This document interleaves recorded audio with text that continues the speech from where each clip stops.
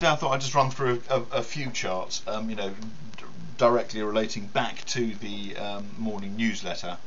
Now I've got the euro dollar in front of me, and in the newsletter I was saying basically it's still upward whilst there is a line still intact with an attack on 135.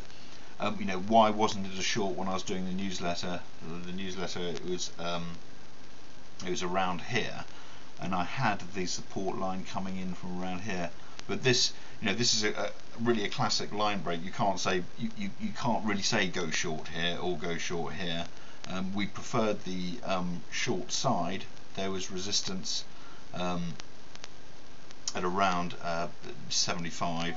We congestive up here, bit of support there. Again, bumping into a bit of resistance there at 73. So it had that chance to go up there, but we did prefer it. But really, on these sort of occasions, you can't say go short whilst it's still in this upward trading range. But once that line is broken, if you've drawn the line, that is a classic time to sell. You can't really pick the high because it's still in the upward channel. But there, it's broken the upward channel, and it then changes. What you have to help you is you've got a slower moving average above it and another moving average above it.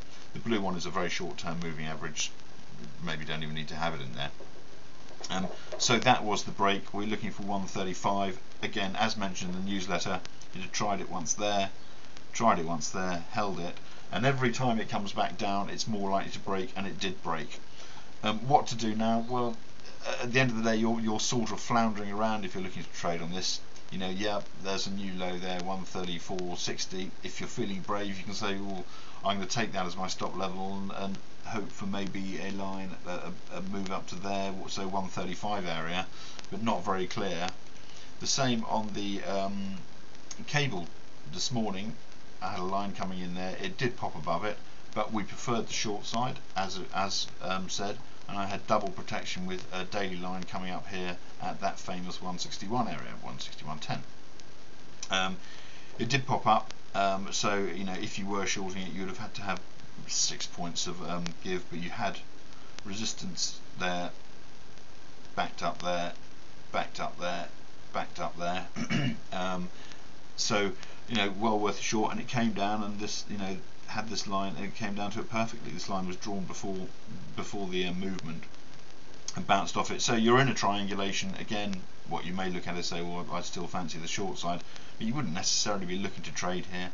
You've got resistance at the 160.40 area, 35.40 there, and again there. So helped by that. Oil also, we didn't say short it because it was still in that upward move. There was the line, and there was a lovely line break there at 85.60 area. You would have been shorting it. Where would you have been taking profits? Haven't got any lines here, so you just take that point there, the low of the day there, 85.10, so you would have been in front of 85.10 for a short-term trade, and it got down to 85.12. Now, where are you expecting it? Well, it can trickle up there, up to 85.70 again. But these little line breaks are certainly good for 20-30 points normally, especially if they're also in line with the general overall way of thinking. So this is why we can't always come out with a newsletter. Trying to forecast the next 8 hours on short-term trading is very, very difficult. We can only say, right, breaks here.